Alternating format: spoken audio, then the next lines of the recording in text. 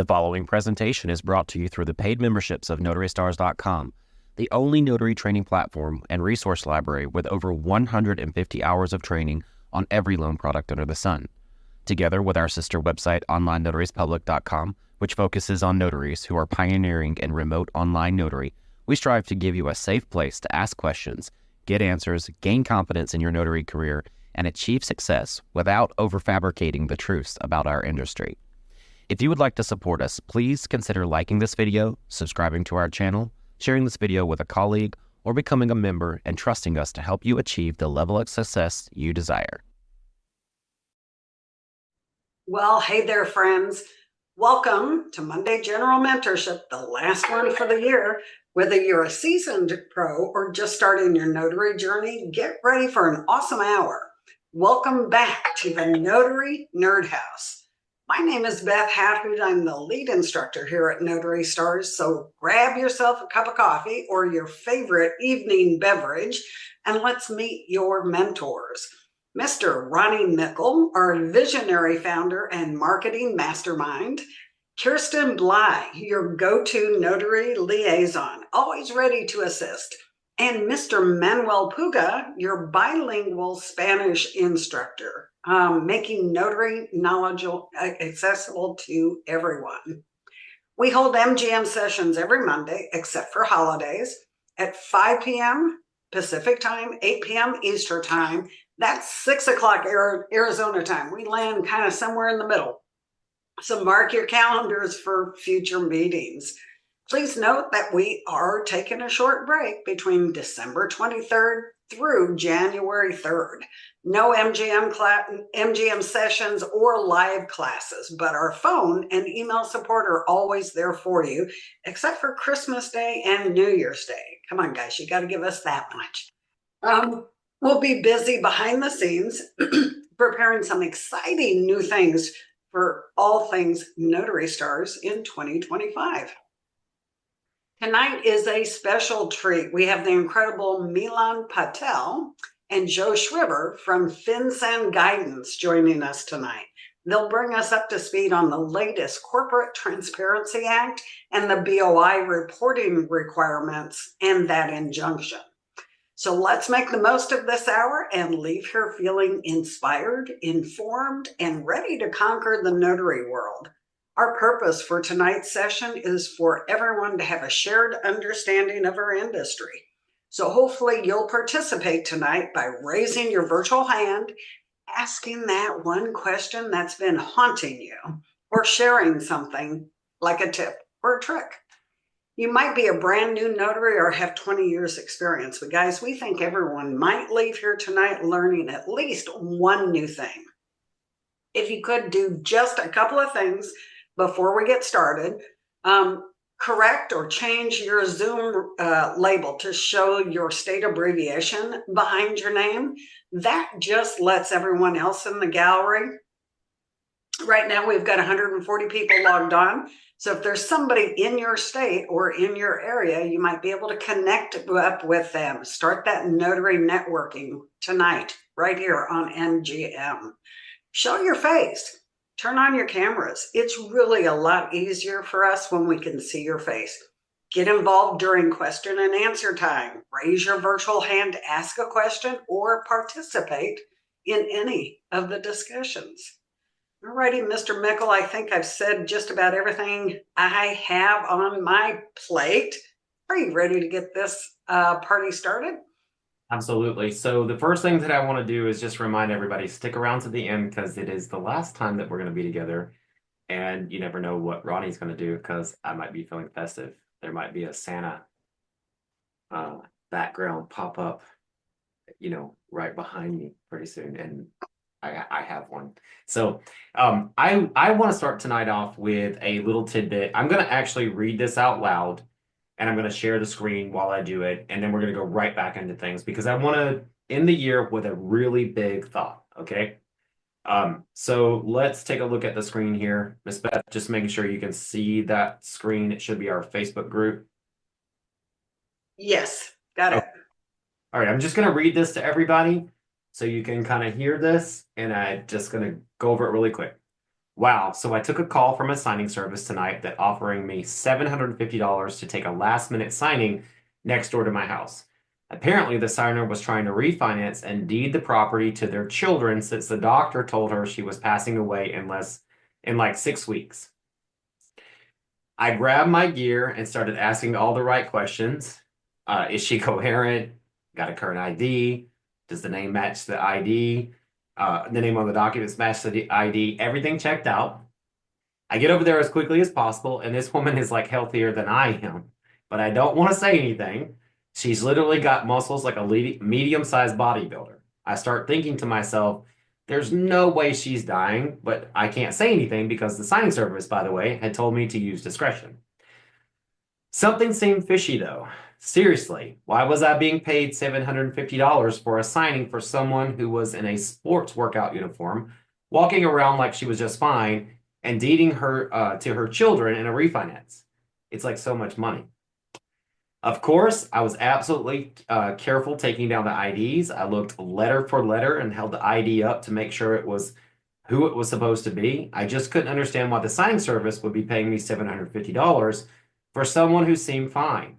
So I proceeded with caution. I probably put more in the description in my journal and analyzed everything letter for letter.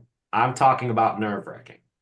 I get back to my place and scan the documents because they needed them scanned that night. But I had to say, it made me very, very nervous. I've never been paid this much for a signing, even for a last minute one. So I decided to call the signing service before uploading and I tell them my experience. And they told me this is what they were told from title. They were told they weren't billing the signer for the amount of money, but that's what they were told, and they had to get this done, that she was dying, and then this had to be done ASAP. Before I uploaded the documents, I actually broke protocol because I couldn't help myself. I contacted the signer and I just told them that I was feeling a little weary about uploading these documents because they seem fine. I do not want to get in trouble. I made them promise to me that they weren't pulling in kind of scam or anything. The lady just busted out laughing and she said, I've been working with this lender and title company for 3 weeks. Now I'm trying to get this signing done. I actually wanted to deed this property to my children so that I can purchase another house for myself as a primary residence. If they told you I was dying, it was because I told them I was dying to get this transaction done in less than 6 weeks. If they mistook me, at least we got the document signed. So I want you guys to know that that has a happy ending, right? Like she wasn't lying. No one was lying. And I want to go back for a minute and just say that this was the most liked story in 5 years at Notary Stars. Completely dramatic. So dramatic. And it's absolutely fabricated. Not a stitch of it is true. And the reason that I posted that is because we post really valuable information every single week at Notary Stars and the notary groups. And what we notice in other Facebook groups is you guys are so active when someone's complaining, when it's some dramatic story. But when it comes to your job, you do not interact at all. And there's a problem with that because you guys turn to Notary Stars. And the idea behind Notary Stars is you're looking at successful notaries who actually are pouring their heart and soul and their brains out to you, asking, can you read this article? Can you make this easier for yourself? Can you avoid this pitfall? And it'll get 5 likes, 10 likes, maybe 30 likes. But this story, we're talking hundreds, okay? And comments and interactions. And why would you do that? And you're going to fail as a notary and getting involved. So we want to remind the community that Facebook is really just a tool to get to information, and be careful what you interact with.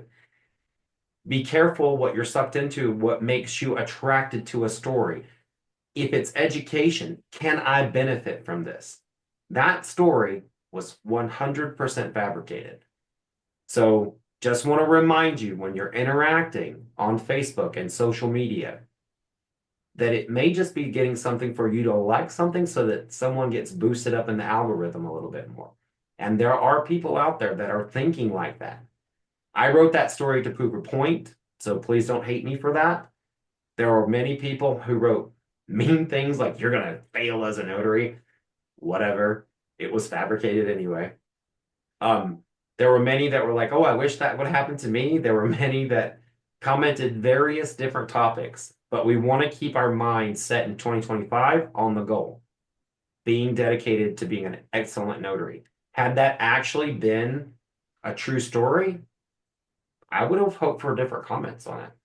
So I'm going to move on, Miss Beth. I think we have a lot of important things to address tonight. The last thing I want to say is right before we get started with the announcement, we're going to invite up our guests for tonight. And by the way, we've got some great questions after our guests. I want to remind you that we have a holiday contest for your children. Your children can win $250 for their drawings. We started it during Thanksgiving. We're running it till Christmas. Kirsten's going to post all of the information and the drawings that are already on Instagram. We have got some really creative kids, guys. Like, and you guys have some really creative kids. We would love to see your kids drawing. You can enter, I think, don't quote me,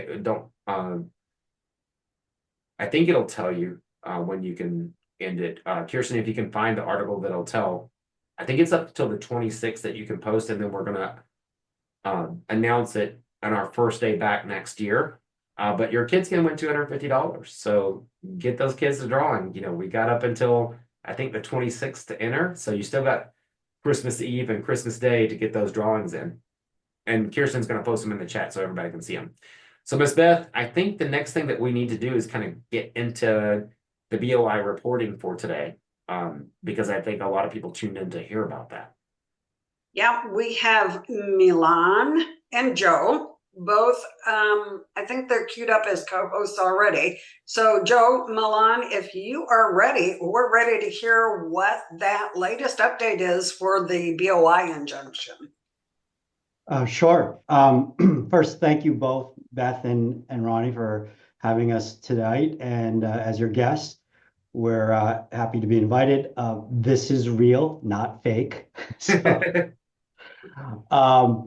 I'm guessing all of you are here to hear about BOI reporting. So when you go to your holiday parties, you have some exciting stuff to talk about. Well, first, I want to thank all of you being partners with us in the beneficial ownership reporting.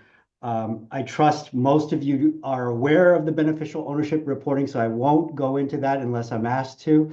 So my focus tonight really is about the development, in particular, the tech case that was recently, there was a preliminary injunction that was issued by a court in Texas. And I want basically everyone tonight who's involved in the beneficial ownership reporting as an affiliate to be aware, and this is information. This is not legal advice. This is information sharing. None of us should be giving legal advice. If someone needs legal advice, they should go speak to a lawyer. So that's just my little disclaimer. So let me just give you a quick, brief update, just so everyone's on the same page.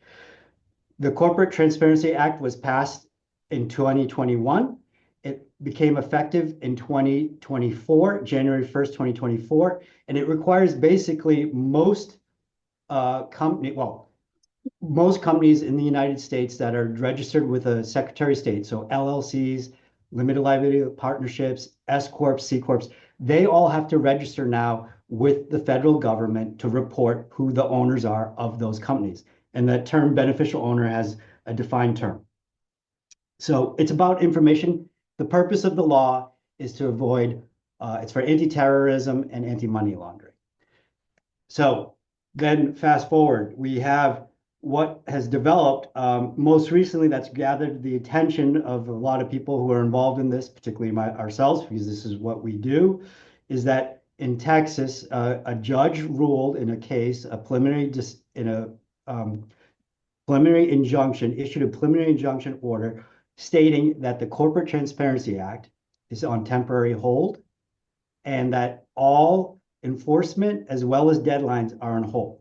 So if anyone is asking you what's the status of the Corporate Transparency Act, you can state as a fact, not legal advice, that based on a preliminary injunction nationwide, that the law is temporarily on hold and that the deadlines are not being enforced at this time being.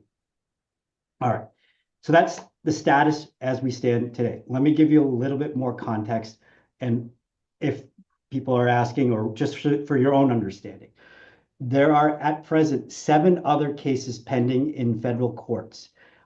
This is a short little primer on how the court system works, federal court system works in the United States.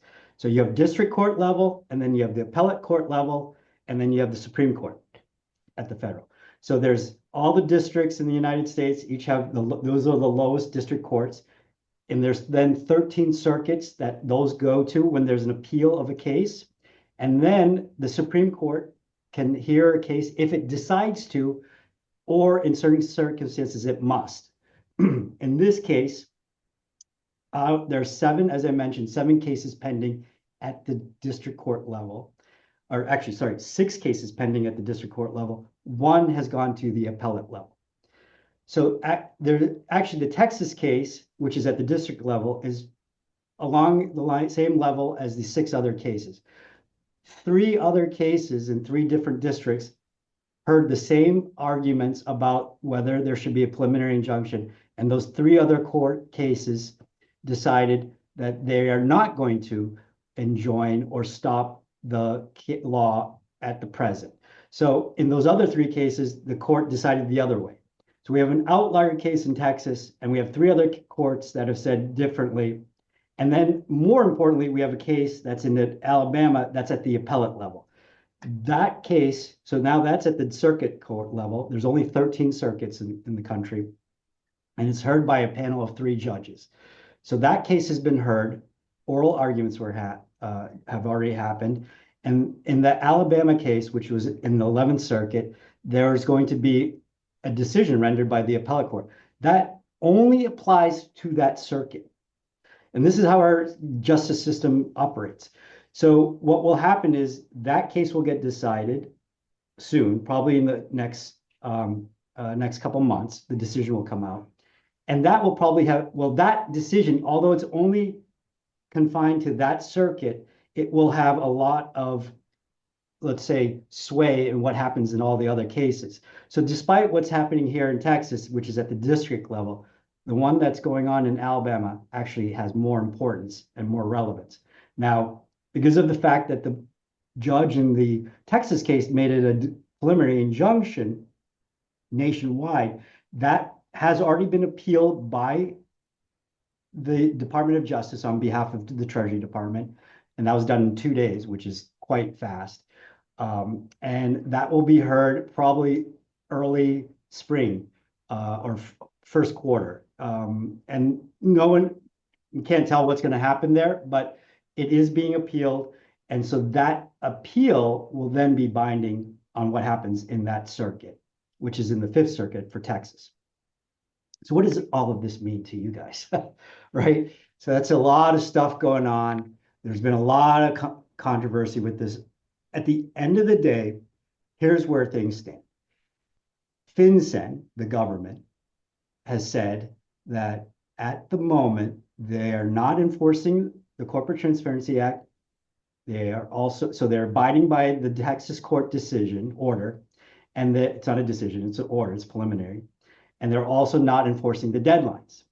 However, they are allowing people to still file voluntarily. So what does that mean to all of you?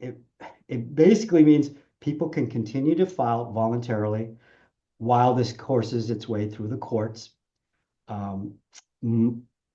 The general opinion, and this is not a conclusion, is that the law will be found valid and constitutional, and that at some point this will be back on track with deadlines and enforcement. In the interim, anyone who wants to file may do so, and there's nothing stopping anyone from filing, and it's voluntary. I will just tell you personally what's happened with some of my clients is that I'd say 75% of them are saying, I just want to be done with this and let's just file it and just be done and move on with everything else going on in your lives. This is not the most important thing for them, and they just want to be compliant and they don't want to have to think about it anymore. And so they're just filing. That's not, again, you can't advise, and I'm not suggesting you advise anyone what to do. I'm just telling you what people are doing. I don't know, Beth, if you want to if there's any Q&A here, or if you want to I open. have a cue, if you may.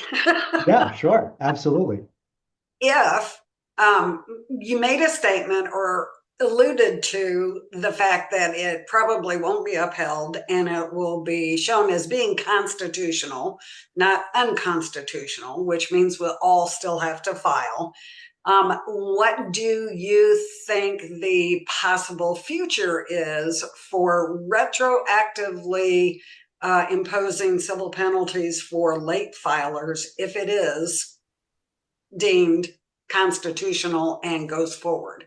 Yeah, no, given that the fact that FinCEN has put on their website specifically stating that the deadlines are not enforceable and they're not the debt and that it's subject to when the litigation is concluded, they will not enforce penalties. Because one thing to clarify, and this actually you bring up, it's a side point, but I think it's a really important point you brought up, Beth. A lot of people are worried about the penalties, and it's a right thing to be worried about because they're pretty severe. We're talking about $591 a day per day for civil penalties, and then for criminal penalties, it's up to $10,000 plus 2 years of imprisonment. They're severe. That's got a lot of people scared. The important thing to understand with the penalties is it has to be willful. In other words, you have to take a proactive act to not comply with the law to have those penalties apply. So if you're following FinCEN's rules, per se, you're not willfully violating the law. Okay. So the difference is digging your heels in the ground and saying, I'm just not going to do it. That's That's penalty. willful. Yeah. An extreme example is here's the law, there's the deadline, and I'm not doing it. That's a pretty, that's a pretty clear-cut case of willful. Yeah. If the law is in the state of flux where we are right now, and FinCEN hasn't has said specifically that they're not enforcing the deadline, and then once the law is reinstated, then you ask someone to go file, that's not going to be a willful penalty. Okay. What we're using this time for is to really educate, because I think by and large, a lot of people still aren't aware of the law. And so we're taking this opportunity to educate people about the law, using the case because it's attracted attention, to let people know that the law is there and it at some point will likely be found constitutional and enforced. So this is a time to gather information, and those people who want to file voluntarily can still do so. And those who want to wait and see what happens, they should be ready to file once the law presumably is found constitutional. And one thing I wanted to add to the conversation, if that's okay, is we are looking in the near future for notaries who want to be a part of this, to help help consumers or their customers file their BOI reporting. One of the things that we're waiting on is this law. We're working with FinCEN. You guys can go ahead and report. I'm actually all for it. For the crappy signing services that are out there, this is finally the time where we're going to get to know who owns those companies. We don't have to go digging as hard for it. So everybody that's on this call or is a notary should be all for this, because are you not sick and tired of looking for who owns, I won't say any names, but I could. I know who owns them, but those crappy signing services that don't pay and you have to go hunt for them and then they close and open another business. This is, one step to, corporate transparency of where, somebody who opens a company and uses that as a veil to hurt people. I can understand why people might not want that as well, because people do open company names to kind of protect themselves from certain things. So I can understand this, but as a community, we've been introduced to the idea of helping customers, file their BOI reporting. And we're working on partner with FinCEN, but we're also taking the slow route to make sure that we're going to be doing everything right and make sure that we're doing things. Now, if you're all for this as well, you can, and Kirsten will post it in the chat, you can still go to FinCEN and get your BOI reporting done for next year so you don't have to worry about it. But one thing I want to tell you guys is I love that this is like what you do. And so you've been really great with us about providing information, providing what you can do, working with us on these laws. I really appreciate that you are not really bombarding the notary community, but you're here as an asset to the notary community. And so I really applaud that aspect to it, because we get bombarded left and right with like, ooh, jump in the boat, do this, you got to do that. And you guys, as soon as this started happening, you started having a conversation about it. So that's really important to our community. Thank you, Ronnie. Yeah, no, I think the partnership here is really about educating and making sure people are aware. I like your point about how this does tie in very much with notaries and the work that notaries do, which is knowing who the owners are, not having, hiding behind. Obviously, there are legitimate reasons for using these entities to not necessarily, disclose who you are to your neighbors. But at the same time, and so for privacy reasons, but there are also people who do unfortunately use it, the so-called bad actors, for nefarious activities. And this law is intended to root out that problem. So it definitely ties in with the goal and the purpose of what notaries do, which is to authenticate who the signers are and make sure that the people who say they are in fact the people that are signing it. Unlike your little test, Ronnie, this is a law that ties in very much with the goals and the principles of what notaries are doing out there. So I'm happy to be a part of this and happy to be a resource for your group. Awesome. Miss Beth, do we have any other questions before we move on to the next topic for tonight? Some basic questions. They want to, if you're an individual or sole proprietor, they want to know, do you need to file a BOI, and could you do it anyway? That's a great question. So that's one of the principal questions of, are you a reporting company or not a reporting company? And so the key distinction between a reporting company and not a reporting company is, were you created by filing something with the Secretary of State? Most sole proprietorships are not created by filing anything with the Secretary of State. They're simply, you set up your business and you file a Schedule C, and that's it.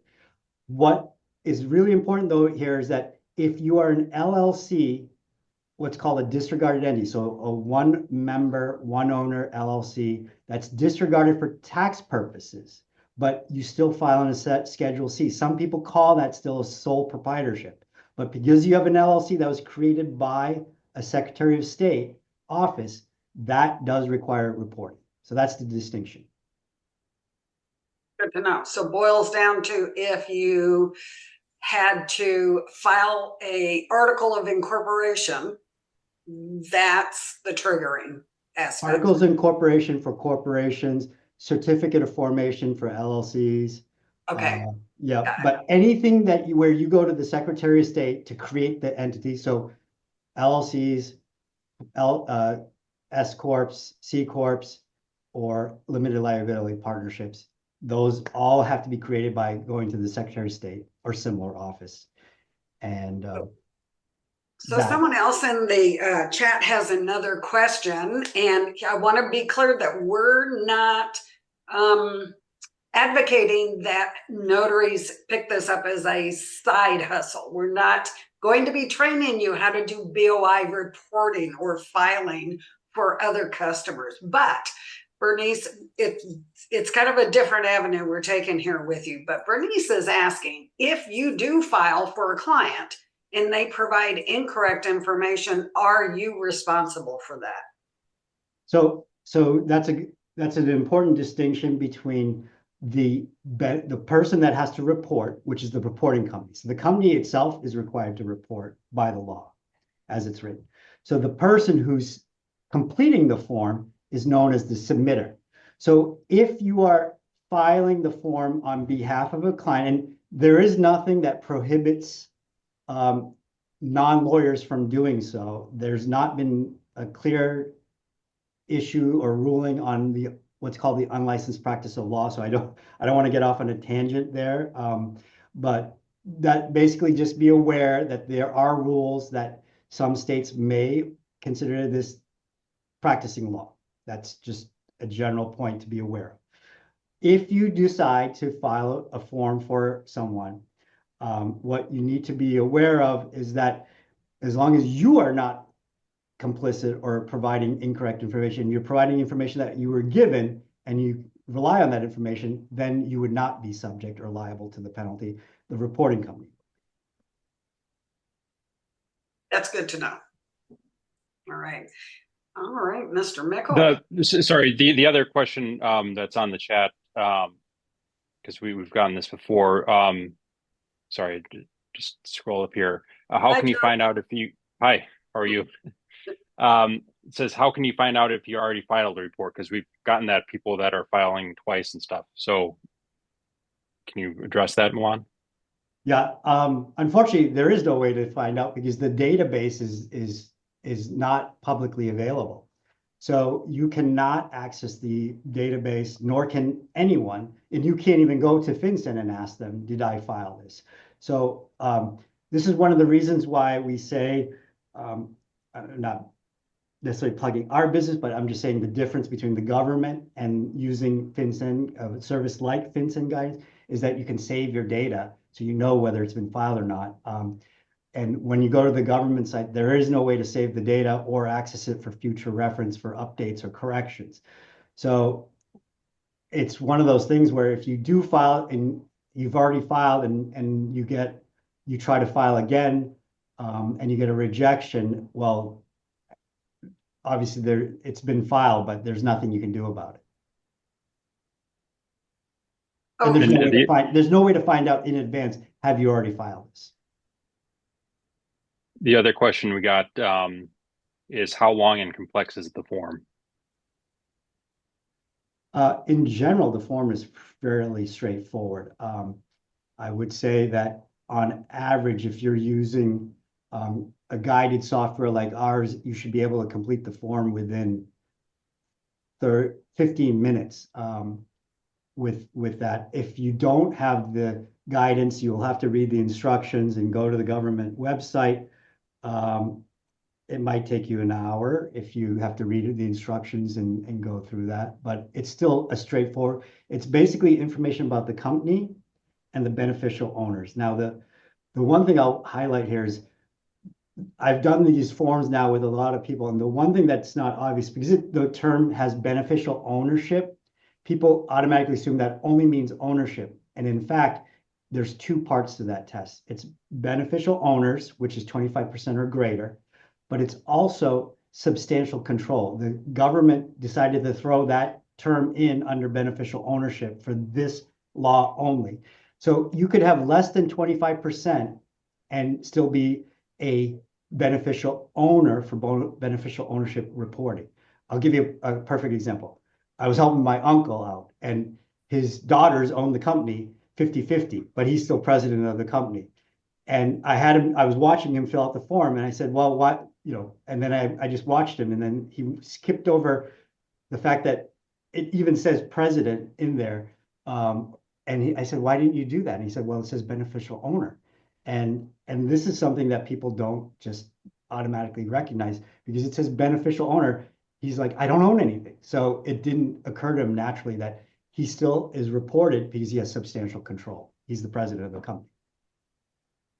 So the same thing would be true for even an LLC that had several members. One of them is a managing member, even though he might not be a majority owner, he has control because he's the managing member. He has an appointment. Exactly right, Beth. Perfect. All righty. One question, we had a hand up in the audience. I think it was Nancy Boucher. If we can take one more question and then we'll have to move on to our next segment here. Nancy, if you want to go ahead and unmute and ask your question. Thank you. So I own another company to three partners, and I did the BOI for that company. And later on realized I only put myself and one of my other partners on the form. I don't know why I skipped her. Um, is there a way to go back to add it and fix it?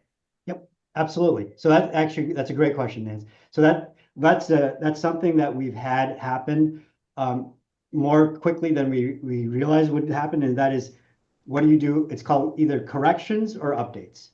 So in this case, it would be a correction because you forgot to include someone. Right. But the rule says you have 30 days to go and update your beneficial ownership report after being aware. So let's say today is the day you became aware. So you have 30 days from that day, and you can go to the government site and update it there.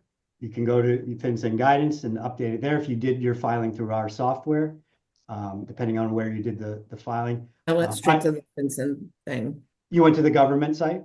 Yes. Yeah, so you can just file, you can still file an update through using our software, either one, it's fine. But either way, you file an update or a correction, in your case, a correction. Okay, thank you. Yep. All great questions.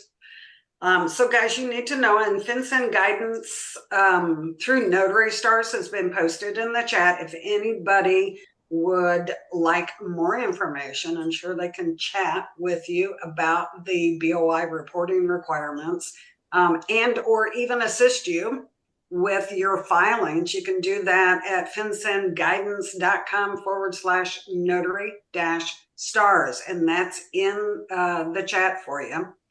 Oh, look, Kirsten Pierce posted that again for you. They're here to help you. Most of the reporting that we do on this level as notaries aren't even as complicated as Nancy Foucher's. She's got two companies. Most of us only have almost one. So it's way easier, right? Than we can imagine. So, but they're there to help you as well. I want to move on now. Before we move on, Miss Beth, I just want to say thank you myself to Milan and Joe. And I'd love for everybody to give them a little wave because we got to move on to a whole nother topic. But Milan and Joe, while you're still here with us tonight, you'll still have co-host permission, so just be careful about your mute buttons. But please stick around and go through the chat and see if there's anybody that has a question that did get answered that you might want to reach out to, and you can post information about it. We've been posting the link for Notary Stars in the chat, but if you want to take a look and just make sure all the questions that could have been answered, that'd be amazing of you, because I'm sure that if we didn't get to all of them, they would appreciate it. Thank you, Ronnie. Absolutely. Precisely what I was going to say. There you go, guys. I just want to make sure we didn't miss it. Yeah, no, thank you, Joe, thanks. And I'll just end with, now you have something to talk about at the, holiday parties. I'm sure you'll be the center of attention about all this news about beneficial ownership reporting. Everyone wants to know. So you got your cocktail conversation. But on a serious note, note, not invited back to the party, aren't you?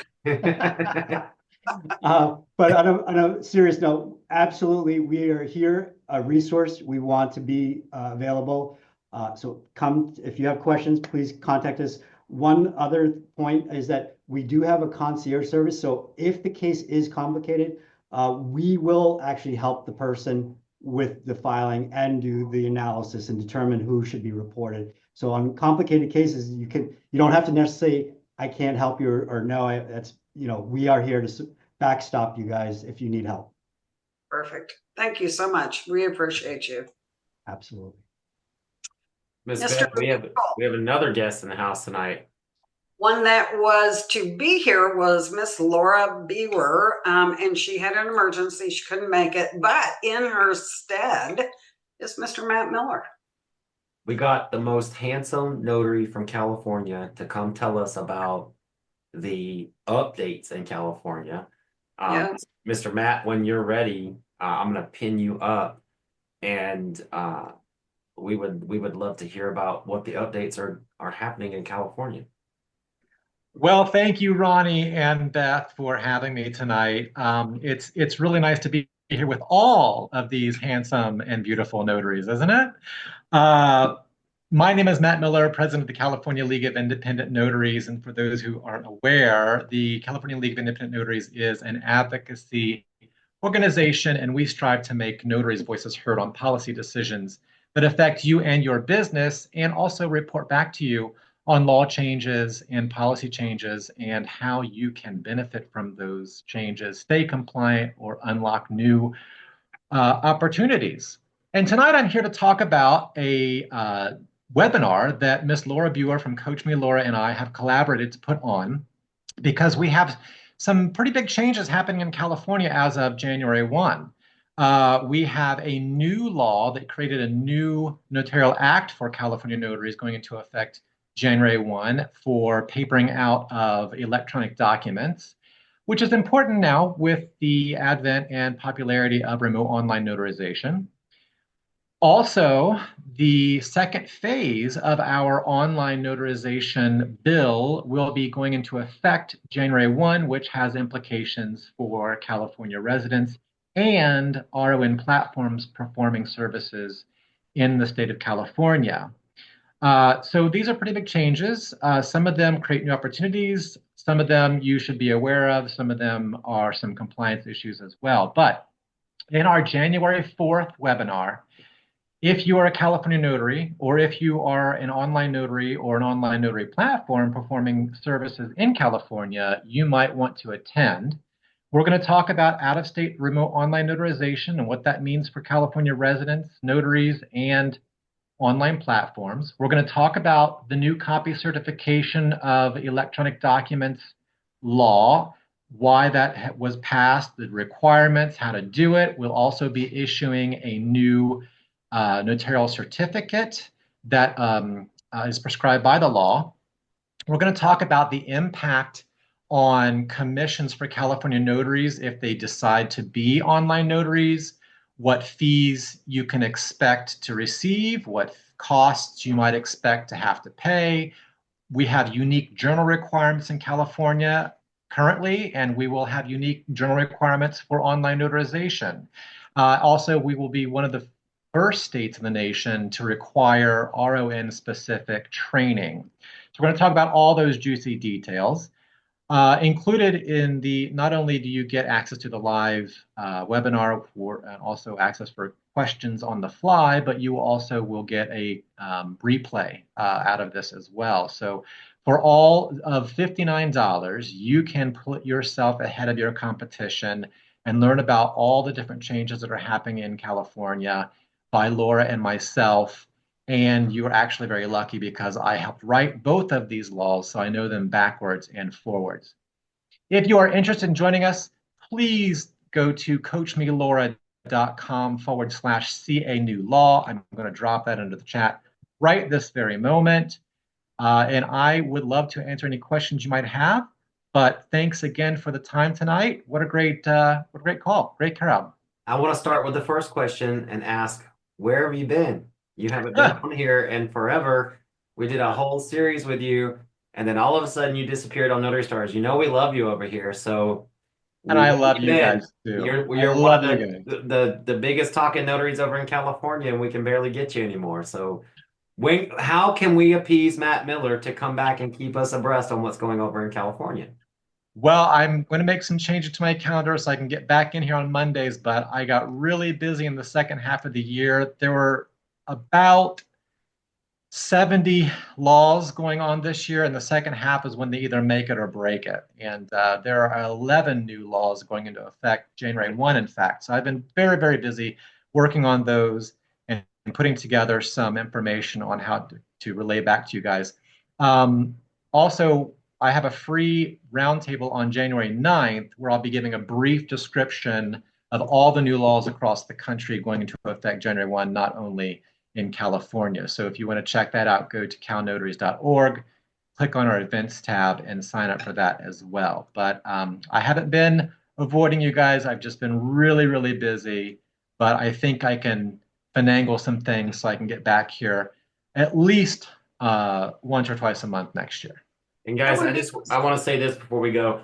Matt is somebody that you want to follow whether you're in California or not, especially if you're in California, but he is involved to a point where I won't go, where the Notary Stars community won't go, where we can't go. He goes where no notary has gone before and brings it back to us. I'm surprised that, I'm honestly surprised with what you do with working with law that you haven't driven yourself insane in the last time, the last 5 years that I've been aware of you and you're on my radar.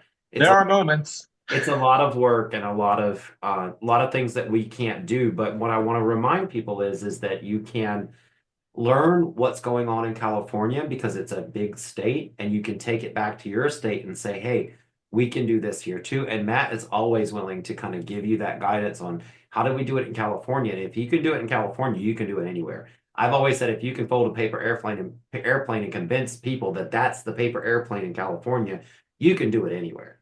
Same thing with New York. But Matt's one of those people that is really involved in the law writing side of what we do, and there's so much knowledge there. He has a wonderful group, and then we can go to questions. But I want to make sure you know that this is a group that you should follow and support, regardless of what state you're in, because it could affect your state by listening to what Matt's got going on.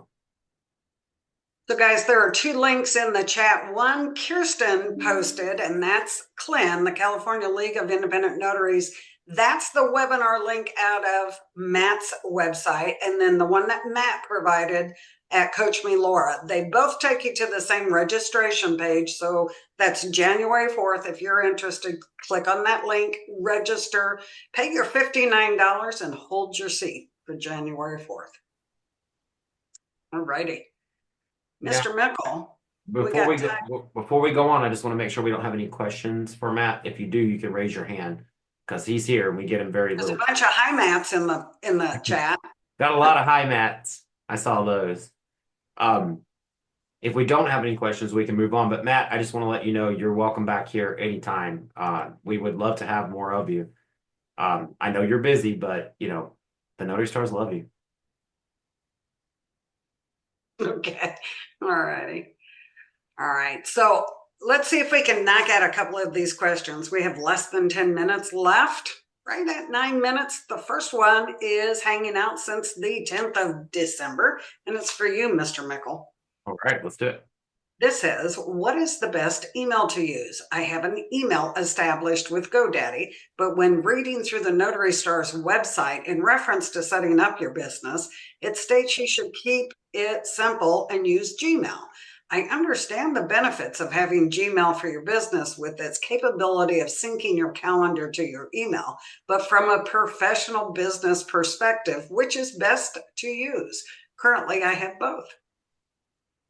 So it really depends on your business level. Starting out, you can definitely use Gmail like I use, and I still have to this day, ronnie.notary@gmail.com. And you can find a really simple one, easy for people to remember you when you're going into those title companies. I started out with the Hollywood Notary, and then I changed it to ronnie.notary because it was just easier for people to remember, ronnie.notary@gmail.com. And I've had that email address for 15 years now.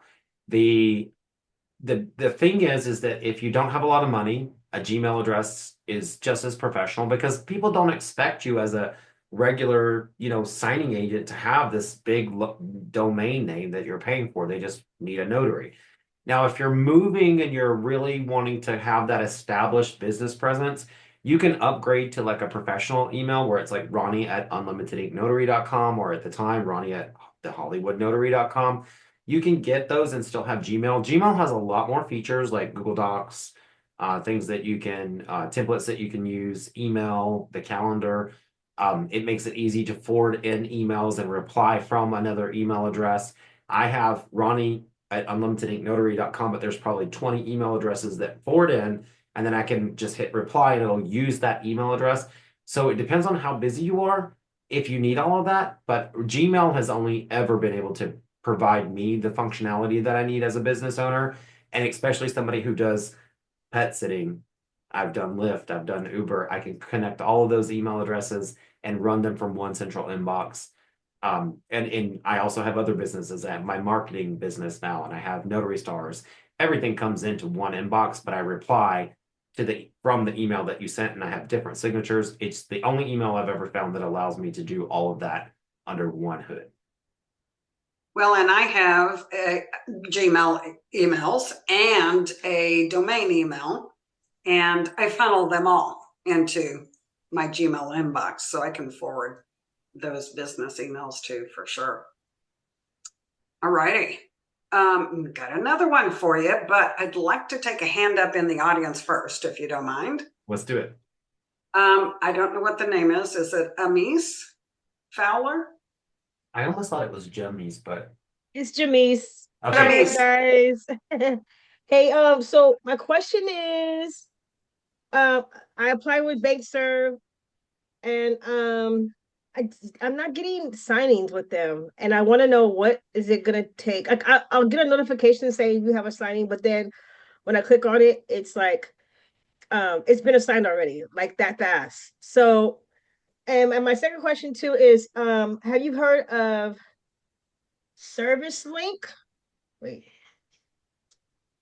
Yep, definitely. Service Link. So they just contacted me this week and said we want to work with you, but what is it like working with them, and is that a good service to work for? Miss Beth, do you mind if I take this one? I was just going to reach out to the gallery and let them post in the chat for her on Service Link and what it's like to work for Service Link. If you want to take BankServe, that's fine. Yeah, I would actually, for both of those, I would love for everybody to comment in the chat and let's give Jimmy some help. But when it comes to working with BankServe, that is Fidelity's basically in-house signing service. There's a lot of offices probably around you that are using BankServe, and you can go in and let them know that you're listed on BankServe and to look for you or request you. Honestly, I think it's a broken environment. I'm just calling it what it is. Some people do really well on BankServe, some don't. If you don't worry about it. It's not the be all end all of all the signings out there, but you can let escrow officers know, like, hey, if you're going through BankServe, request me. When it comes to what was the other one that we're talking about tonight? Oh, Service Link. Service Link. Also a broken environment, and I'm saying it, clip it, send it to them because they need to fix it for how many of us work for them. They try to sometimes get you to sync your calendar, and they'll put things on your calendar. They're not very helpful when it comes to notaries that need help with their signings. You're really on your own for a lower fee. If you're getting that support for a lower fee, because I know some people can say, well, you have lower fees too, but at least I'm sitting here on a Monday night helping notaries and teach 5 days a week and have all the training that we have here. I consider it a broken environment as well. I would say that those are both of those truly are calendar fillers. You're going to make more money if you're going for Fidelity files, which is what BankServe is trying to get directly approved with Fidelity. You can just Google Notary Stars Fidelity approval and we'll explain all the different levels of Fidelity approval. I suggest going direct, trying not to go through BankServe at all unless you absolutely have to. And then when it comes to Service Link, they could do better and use them to fill in your calendar, but don't go into that whole mode of them putting it on your calendar because there's no respect there in my mind. So you can use them as a calendar filler, but not one of your primaries. Yeah, because Notary Stars, I get a lot of work from you, and you guys are negotiable and stuff like that. And this is another thing. So Black Friday, I bought the jail pages and the hospital pages that you guys promoted. And I kid you not, I'd say like not even 3 days after you posted it on Google, I was getting calls from the jails and I was getting calls from hospitals. And I did go to the hospital ones, and those were very good because I'm used to working in hospital settings. Although with the jail one, I realized is that it's more work to get inside the jail to do the notarization because you have to have a rehab officer approve you. And how does that work? Because I get all these calls but I can't get in there because they won't clear me to do the signing for the notarization for the prisoner or whatever, jailmate, or whatever you call it. That is gonna, so every jail and hospital is going to be different. And so we have a something on those pages that says you need to clear it with the jail before you actually purchase the page. Mhm. And so you need to work with that rehab counselor. If that jail works with like drug addicts or what have you, you need to work with that jail and ask them, what do I need to get approved? It's not that they won't approve you, but you need to ask what their approval process is. You know, set up a meeting, a Zoom meeting, a call, something, whatever they're comfortable with, and get on the phone and be like, listen, I'm here to help the public.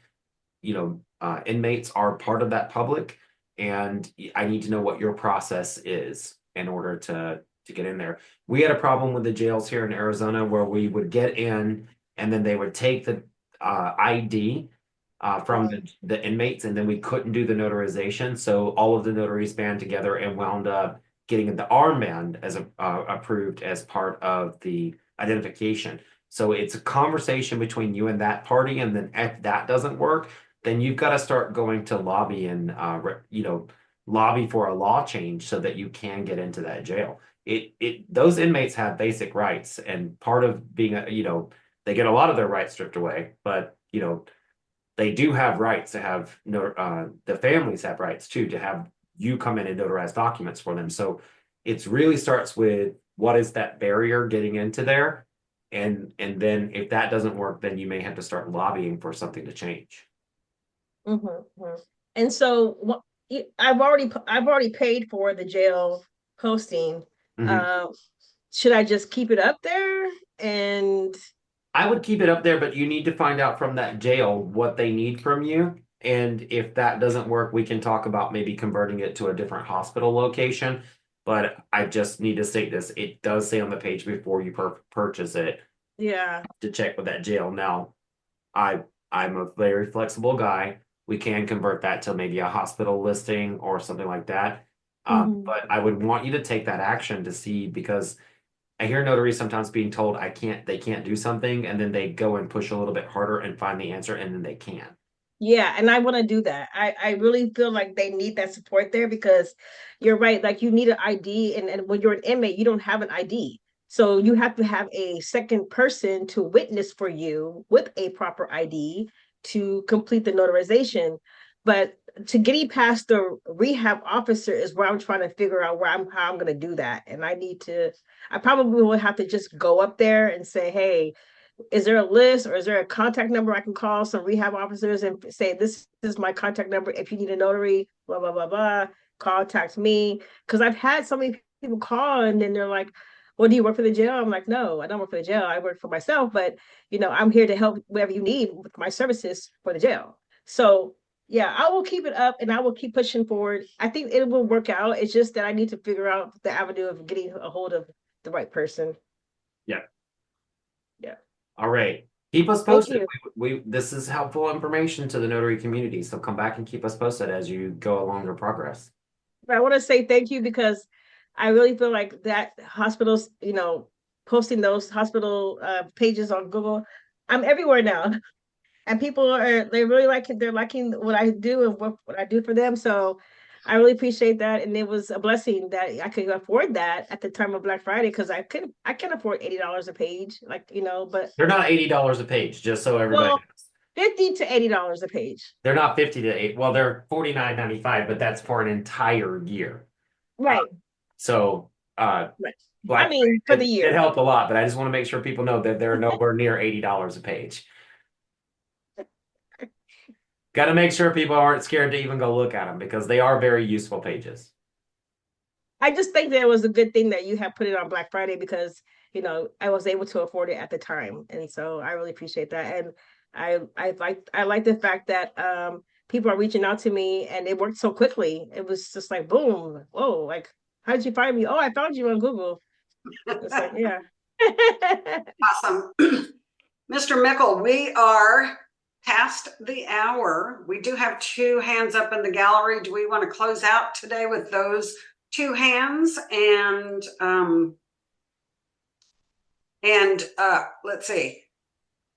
Manuel is our outro. He's given us his little words of wisdom before we close out this evening. We have that, and I have one giveaway tonight. So let's do the two hands. So everybody Alrighty. stick around. Go ahead, Felicia, if you want to unmute and ask your question. Hey, everybody. It's not a question. I posted it in the chat. I have found a new resource for shipping with DHL for international and UPS for domestic. And I thought I had the best prices, but they blew it out of the water. I mean, California to Spain, $36 DHL. Oh, wow. Romania, $81. So, I mean, it's unbelievable. And the company is called N Express, N-I-N, and then a capital Express. And I put Brett's number in there, and I put Leanne's number in there. If you got any other questions, you know, ask me or ask them. You're using their ship station, but you're using DHL and you're using UPS, but because you're going through them, it's just the power in numbers, and it's just through volume that they get the best pricing. Perfect. And by the way, it doesn't cost you anything. And then Miss Alicia, before you go, I saw on LinkedIn, and it really bothers me you haven't even told anybody at Notary Stars about it yet. But apparently you are working on some other website now that are part of another website that has to do with wedding officiants. I did. I have never had so much trouble getting. Somebody else had this website, and they sort of let it crumble. And so I've been trying to get it back up to the point where, I can say to people, but I will tell you, on Officiant Directory, you can go out and get a free listing right now. Or you can get a listing for $49 for the year with all the bells and whistles and, videos and pictures and extra. So she used to have it as a free, a $99 and a $219. And so I just turned it into $99 for everything. And then I just put $50 off and made it $49 because you know what? I own it and I can do whatever I want to. Yep. So I would love for you to start circling back with us. I commented on that. I'm drawing hearts while we're talking, but because I hear the wedding bell. I would love for that out there. I would love for you to circle back and maybe come back and visit and talk about that some, because we have a lot of wedding officiants in the community as well, and it's something that you can be a wedding officiant. You do not have to be a notary, but you can also be American Marriage Ministries, Universal Life Church, and get out there and marry folks. And there's nothing more fun, I got to tell you. Drop some information in the chat and come back and tell us more. And then let's have a personal conversation and do some regular scheduled reminders. Sure. Thanks, Ronnie. Thank you. And then Miss Luz. Hello. Long time, Ronnie. I've been missing out, but I made it tonight. And my question is, I recently saw one of those group chats that notary peer support groups on Facebook, somebody talking about cannabis notaries. Mm-hmm. And I wanted to know if you need a special training or license, know a little more about that. Is that something that you've talked about or have information about that? What is it called? It's for cannabis notaries, to certify people that use marijuana for legal, for medical businesses that grow, I guess, for retail through medical stuff. And that's what I heard today, that that's kind of a niche in the market. I don't know anything about that. Now, I know that there's a cannabis certification where it says I'm cannabis friendly and those sorts of things, which I'm just going to say it the way I feel it. I think that's just pushing the certification mill too far in our industry, but I don't know anything about certifying people for cannabis. I think that's going to be way above the notary pay grade or skill set to do those sorts of things. If you want to send some information over, I'll be happy to review it. But I know that there's a certification basically that just says, I'm cool with people who, are cannabis, use cannabis. but I think that's starting to push our industry a little bit too far. I would never put a cannabis friendly on my website. I'm sorry, but there are going to be people who look at that and just think, I don't want that person at my signing. If you're cannabis friendly, that's fine. You don't have to. Sometimes just not casting judgment and not showing judgment is just enough to be better than a certification. That's my Notary Coach offers a cannabis certification. They teach you what documents are necessary for growers and suppliers and retailers to sell cannabis. So that's what that certification is. Okay. Yeah. Okay. So there may be courses out there, but when it comes to getting certified to be cannabis friendly, I just think that's just pushing the certification mill too far for what we do. You either judge or you don't judge. Absolutely. Thank you. And just like took just the last comment, I finally took your advice on like reaching out and like talking to like realtors and talking to like going to title companies. I was able to like go network one of title company like end of the year party invited by a realtor, and it's like I was dying of nerves, but finally was able to calm those nerves and have fun and talk to people and give them my card, and actually found a low offices across the street from the title, across the hallway from the title company, and just like walked in and gave them my card and like gave them my information. So you know, it's like the fear, I overcame the fear a little bit. I need to continue to do that, but I think I have to like listen to a couple more of your trainings before I, you know, get rid of all the fear. But thank you. You'll get rid of the fear in no time. That was I wanted to share. That was big because I've been scared of going to the title companies. Don't be scared. They're waiting for you to walk through the door. Thank you. Thank you, Ronnie. Thank you. Miss Beth, I just have a few giveaways to do tonight because you know it's Christmas. So I need to put on my Christmas background right now. Let's see, and we'll get out of here. We'll have Manuel take us home. Let's see, how do I do this? Video settings. And then I used to be so good at navigating Zoom. I guess I'm getting older. I don't know how to do it anymore. Let's see. It's not blur background. I have a whole cute Santa thing. Adjust background effects. There we go. Got a whole cute Santa. There we go. Santa's in the house. Santa's in the house. All right. We're gonna do this old school way, and I'm not gonna fight about gift cards tonight. I am thinking between a number. Oh, by the way, this is for a, and before you start posting anything in the chat, we're going to have a start time and a stop time, and our team is going to carefully review. The first giveaway is for a $50 gift card. Okay. I am thinking of a number between 1 and 20. First person who gets it will get a $50 gift card. All right, stop. Stop, stop, stop, stop. Stop. Everybody stop. Okay. Somebody already won. It's the first person. So I'm going to go back and I just need to verify that everybody else sees this because I have learned my lesson in the past. We're going back to the first person who said 17, which in my mind was Tierra Standback.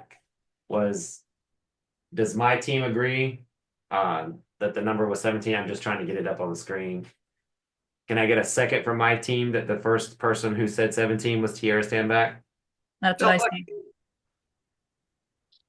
Not everybody who said 17, just the first person who said 17. So I've got Tiffany.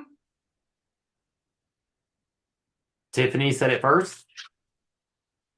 18, 17, 18, 3, 15, 16, 15, 15, 15, 17. Tiffany Vega. No, I see the numbers from Luis, California. Oh, dang. There's numbers way ahead of that. There was a regular chat message in between all of that. My bad. Sorry. Yeah. So 17, Tierra Standback. Now Tierra is now disqualified from the future. Yep. Of the giveaways tonight. My next number. Refrain from posting any other anomalous information in the chat so we can keep track of this. Yep. And you got to wait until I say go. And when I say stop, you have to stop. Okay. And make sure you listen to all the words that come out of my mouth before you start posting. Okay. I am thinking of a number between 49 and 73. Mm. Stop. Somebody got it. And I can prove while I'm scrolling through. We're looking for the number 67. I don't know if you guys can see it when it's virtual background, but it's 67. The first person who's hit 67. Oh, I think it might be. I'm gonna have the team confirm. It was After Anissa Bea. 67? Yeah. It was 67. after Matt said adios. So 67. Yep, Anissa. Okay, we have it confirmed. All right, guys, we have one more giveaway. Can you hear the sleighs bells ringing, jing, jing, dingling too? All right, this next one is for $150. You have to make sure that you wait. I see people posting already. Okay. We're gonna wait until you hear because you need to know the number range, okay? And I gotta write down my number. So I'm gonna write down my number.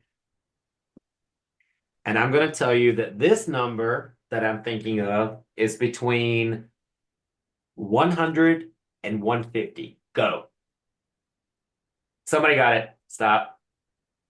It's already done. Somebody got it. The first number that was 143. There you go.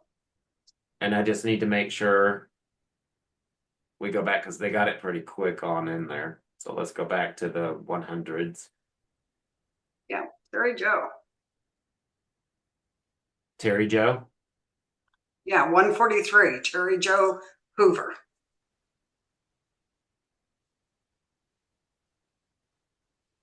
Okay, so congratulations to Tiara Stanback, Anissa Bea, and Terry Joe Hoover. Yay! You guys are all going to be getting gift cards in the mail. I'll get those out as soon as possible. They are not going to be electronic. They will actually be in a card form. So we will be sending those out in regular U.S. mail. So congratulations. And then Miss Beth, I'm going to start it off by asking everybody to turn on their cameras because this is the last time we're going to be together this year, in this form anyway. So if everybody could turn on their cameras so we can give our signature wave. If you are not naked and you are not stuffing your face with a sandwich right now. Manuel needs to be unmuted.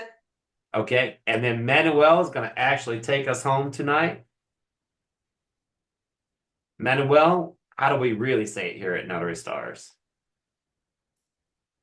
Turn on those cameras, guys.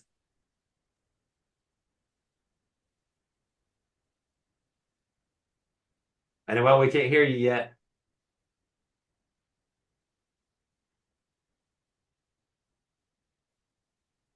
All right, can you hear me? Yeah, we can hear you. Okay, everybody keep waving. Manuel's going to tell us how do we get... All right, this is going to be a shorter one today. When performing a notarization, just relax, don't stress, and do your best. All right. All right, everybody. Happy holidays and Happy New Year. We'll see you on January 6th next year.